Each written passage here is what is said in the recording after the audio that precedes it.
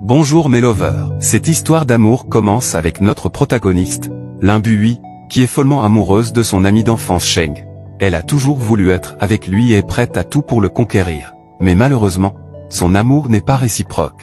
Même après toutes ces années, Lin ressent toujours de forts sentiments pour Sheng. Lorsqu'elle apprend que Sheng est hospitalisé et dans le coma, elle lui rend visite tous les jours et veille sur lui. Lors d'une de ces visites, Lin croise le chemin d'une autre amie d'enfance, Zhiru. Il est révélé que Lin, Zhiru et Sheng étaient les meilleurs amis lorsqu'ils étaient enfants, mais qu'ils se sont éloignés au fil du temps. Les deux jeunes femmes se mettent à jour sur leur vie respective et lorsque Zhiru apprend l'état de Sheng, elle demande à Lin si elle l'aime. En réponse, notre héroïne dit qu'il ne se passe rien entre eux. En fait, Sheng vient d'une famille aisée et est l'héritier du célèbre groupe en Chine, tandis que Lin vient d'un milieu modeste, il ne peut donc jamais y avoir quelque chose entre eux. Après avoir discuté un moment, Lin quitte Zhiru pour retourner à l'hôpital, et Zhiru, qui vient d'apprendre que Sheng est désormais l'héritier de l'entreprise méga de Chine, a un plan diabolique en tête. Dans la scène suivante, Lin est à l'hôpital, vérifiant les signes vitaux de Sheng et prenant soin de lui. Elle se met à pleurer car elle ne supporte pas de voir son amour dans un tel état. Néanmoins, elle rassemble tout son courage et espère le meilleur. Quelque temps plus tard, Sheng reprend enfin conscience. Lorsqu'il ouvre les yeux, il voit Zhiru devant lui. Pendant son coma, il pouvait sentir quelqu'un pleurer et prier pour lui. Zhiru lui fait croire que c'était elle qui a fait toutes les choses, et elle s'assoit là et prend tout le mérite, manipulant ainsi Sheng pour qu'il tombe amoureux d'elle. Un jour, Lin se rend à l'hôpital lorsqu'elle voit soudainement Zhiru et Sheng se promener main dans la main, le cœur brisé. Elle se retourne pour partir mais sans quelqu'un la suivre. Lorsqu'elle se retourne, c'est un ami à elle, Mian, qui se trouve être le deuxième homme séduisant, et Mian lui demande brusquement d'être sa petite amie. Lin dit qu'elle est consciente de ses sentiments, mais qu'il n'est tout simplement pas son genre. Curieux, Mian lui demande ce qu'elle n'aime pas chez lui, afin qu'il puisse changer, et Lin admet qu'elle aime quelqu'un d'autre. Pendant ce temps, Zhiru et Sheng entendent leur conversation. Zhiru l'interrompt et dit qu'elle sort avec Sheng, même si Lin avait autrefois un énorme béguin pour lui. Lorsque Sheng demande si c'est vrai, Lin esquive la question en lui disant que c'était il y a longtemps.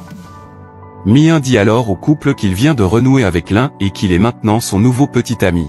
Lin pense qu'il plaisante, mais Zhiru l'applaudit pour avoir tourné la page si rapidement. Mal à l'aise, notre héroïne s'en va sans rien dire. Plus tard, Lin reçoit un texto de Sheng, ivre, lui demandant de venir l'aider.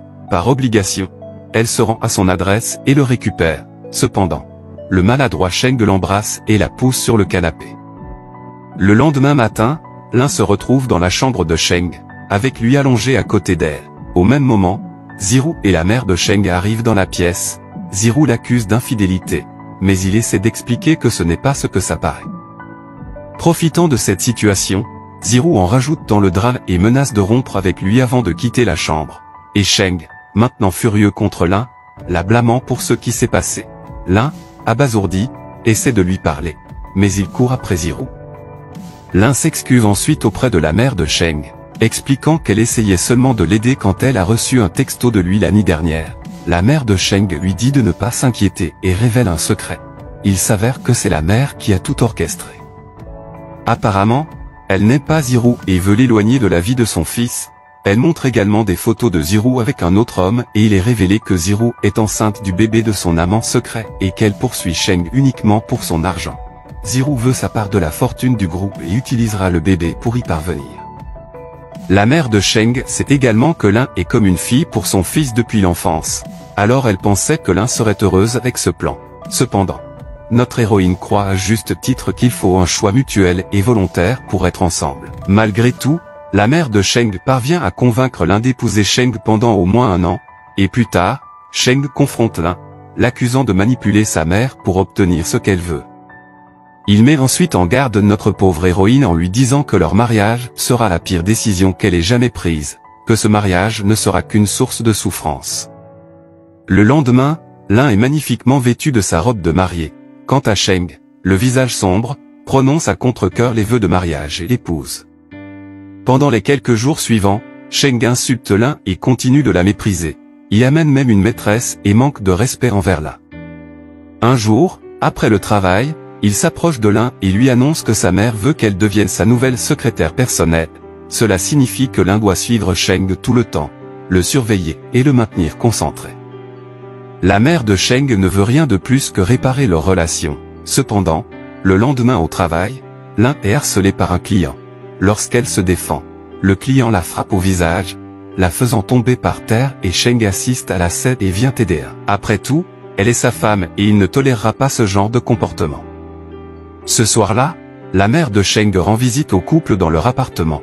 Elle leur donne des billets pour un bal, espérant que le couple puisse passer une belle soirée ensemble. Cependant, Sheng refuse d'aller au bal avec Lin. Il lui donne un billet et en garde un pour lui-même, suggérant qu'ils assistent à la fête séparément.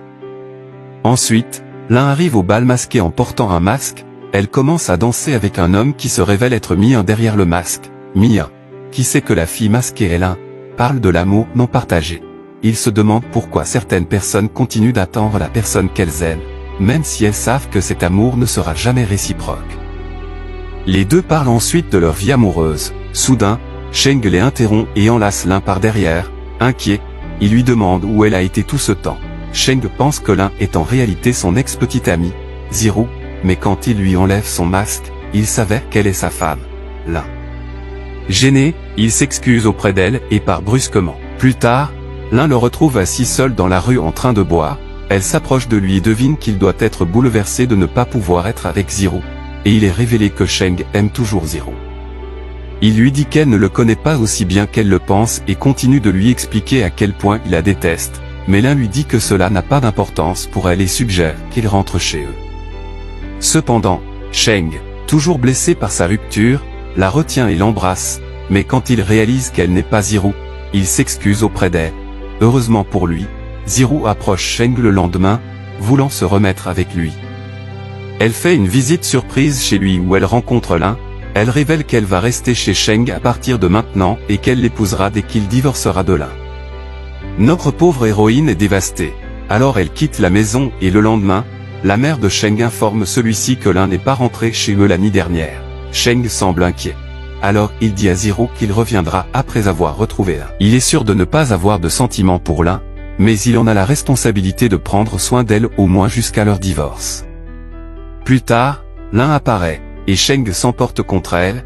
Il lui demande où elle a passé la nuit, mais Lin l'ignore, car cela ne le concerne plus.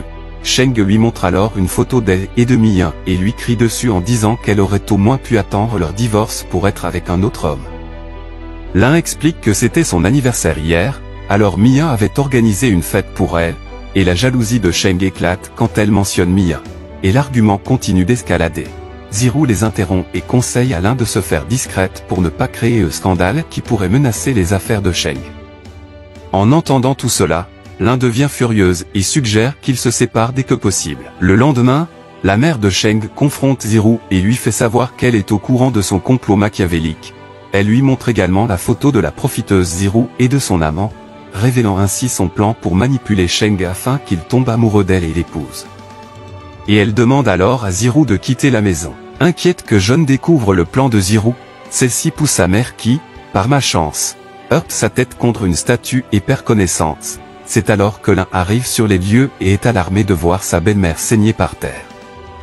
Elle appelle à l'aide et supplie Ziru d'appeler une ambulance. Cependant, Ziru reste immobile, laissant la femme saigner et même potentiellement mourir. Elle se cogne ensuite la tête contre le mur, se blessant elle-même et faisant croire que Lin est responsable de tout cela. Son plan réussit lorsque Sheng arrive juste au mauvais moment et comprend mal la situation. Et il blâme alors Lin pour avoir blessé sa mère et Ziru. Lin est dévasté alors que Sheng continue de la rabaisser et de lui manquer de respect.